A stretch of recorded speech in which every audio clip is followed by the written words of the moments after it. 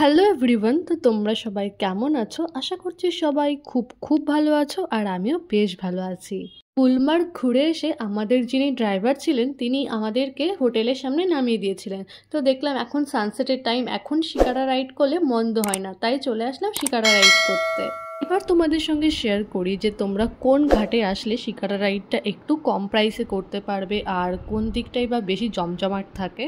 আমাদের হোটেলটা তো একদমই লাল চকের কাছে ছিল, তো সামনেই দেখতে পেলাম একটা লোকাল বাস যাচ্ছে, তো সেটাই উঠে পড়লাম।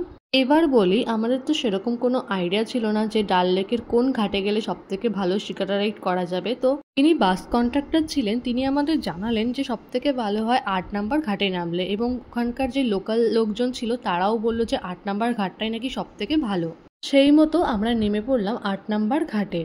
এরপর শিকারা রাইড করার জন্য তো অনেকেই বলছিল, কিন্তু তারা এত দাম বেশি চাচ্ছিল যে আমাদের ঠিক পছন্দ হচ্ছিল না। এক একজন তো প্রচুর টাকা চার্জ করছিল। এরপর আমাদের আর একজনের সঙ্গে কথা হয়, আর তিনি তো একদমই কম টাকায় আমাদের শিকারা রাইডটা করিয়েছে পুরো। যাই হোক, শিকারা রাইড করে কিন্তু বেশ মজা লাগলো। আর এখানে দেখো কত হাউস বোট রয়েছে। তোমরা চাইলে এই হাউস বোটগুলোতে থাকতে পারো, কিন্তু হাউস বোটগুলো ভীষণই কস্টলি। একটা কথা বলে রাখি, তোমরা কিন্তু শিকারা রাইড করার আগে দাম দরটা ঠিক করে নেবে, কেননা তারা প্রথমেই বলবে যে শিকারা রাইডটাকে করে নিই, তারপরে টাকা যা একটা দিলেই হবে। কিন্তু শিকারা রাইড করার পরে তারা এমন উল্টোপাল্টা দাম চায়, সেই নিয়ে ভীষণই ঝামেলা সৃষ্টি হয়। তাই জন্যই তো বলছি, তোমরা আগে দাম দরটা ঠিক করে নিয়ে তারপরে শিকারা রাইডটা করবে। সানসেটের টাইম শিকারা রাইড করার কিন্তু মজাই আলাদা। এত সুন্দর লাগছে, সূর্য তখন ডুবু ডুবু, আর চারিদিকটা দেখতে তো ভীষণই সুন্দর লাগছে। তিনি আমাদের শিকারা রাইড করাচ্ছিলেন, তার সঙ্গে আমাদের আগেই কথা হয়ে গেছে, তিনি আমাদের পুরো মিনা বাজারটা ঘুরিয়ে দেখাবেন। তো আমরা এখন মিনা বাজারের দিকে যাচ্ছি।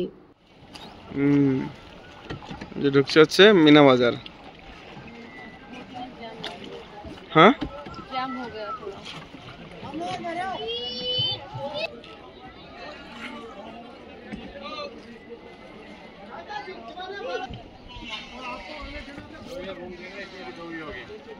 আমাদেরকে শিকারা রাইড করানোর আগেই বলছিল আপনাদেরকে আমি এই ঘাট ঘুরে দেখাবো, ওই ঘাট ঘুরে দেখাবো। তো আমরা বললাম যে আমাদের কোনো ঘাটই ঘোরার ইন্টারেস্ট নেই, বিকজ যেহেতু সব কিছুই জলের ভেতরে, তো ঘাট ঘুরে তো আমার মনে হলো কোনো লাভ নেই। তো আমরা বললাম যে আমরা কোনো ঘাটই ঘুরবো না, আমরা শুধু মিনা বাজারটা ঘুরবো। আমার মনে হয় তোমরাও শুধু মিনা বাজারটা ঘুরে দেখতে পারো, কেননা অন্যান্য ঘাটে সেরকম কিছুই দেখার নেই, শুধু বেশি বেশি টাকা চার্জ করবে তার জন্য। মিনা বাজারটা কিন্তু পুরোটাই জলের ওপরে, চারিদিকে লাইটিং, আর ভীষণ সুন্দর লাগছিল দেখতে।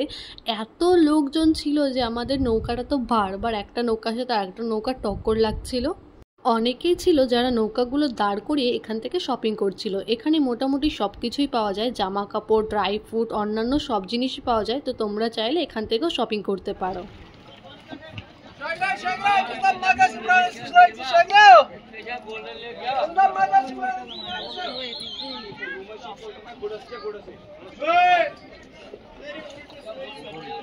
এই জায়গাটা দেখে মনে হচ্ছিল যেন ট্রাফিক লেগেছে। রাস্তাঘাটে যেমন গাড়ি ঘোড়ার ট্রাফিক লাগে, এখানটায় নৌকার ট্রাফিক লেগেছে।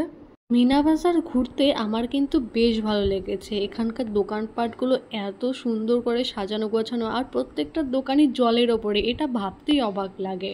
এখন যে দিকটা যাচ্ছি সেদিকটা প্রায় মিনা বাজারের শেষের দিক, এরপরে আর সেরকম কোনো দোকানপাট নেই। আর এখান থেকে আমাদের নৌকাটা আবার ব্যাক করবে। এখন আমরা আবার 8 নম্বর ঘাটের দিকে ফিরে যাব। আর এখন যেহেতু রাত হয়ে গেছে, তো এই হাউস বোটের লাইটগুলো জ্বালিয়ে দিয়েছে, যা দেখতে ভীষণ সুন্দর লাগছে। আমরা শিকারা রাইড করতে যাব সেই সময় সেরকম কোনো ভিডিওই নেওয়া হয়নি। আসলে এই জায়গাটাতে এমন একটা গন্ডগোল হচ্ছিল টাকা পয়সা নিয়ে, তো যার জন্য ভাবলাম এই জায়গাটায় ভিডিও করাটা ঠিক হবে না। আমাদের তো শিকারা রাইড করা কমপ্লিট, আর ঘাটের সামনেই হচ্ছে অনেক দোকানপাট বসেছে। তো এখন এই দোকানগুলো দেখতে দেখতেই আমরা আমাদের হোটেলের দিকে রওনা দেব।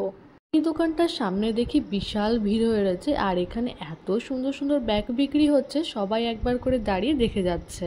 আমরা লোকাল বাস ধরে চলে এসেছি একদম লাল চকে, আর এটা হচ্ছে জম্মু অ্যান্ড কাশ্মীর ট্যুরিজমের লালারুখ হোটেল। এরকম আরও হোটেল আছে, এখানে ডরমেটরি 500 টাকা থেকে শুরু, আর হোটেল রুমগুলো 1400 থেকে 2000-এর মধ্যে। এছাড়াও সেন্ট্রাল গভর্নমেন্টেরও অনেক ডিপার্টমেন্টের গেস্ট হাউসও আছে, তো তোমরা চাইলে আগে থেকে বুকিং করে আসতে পারো। আমি সব কিছুর লিঙ্ক ডেসক্রিপশনে দিয়ে দেবো, ওখান থেকে চেক করে নিও।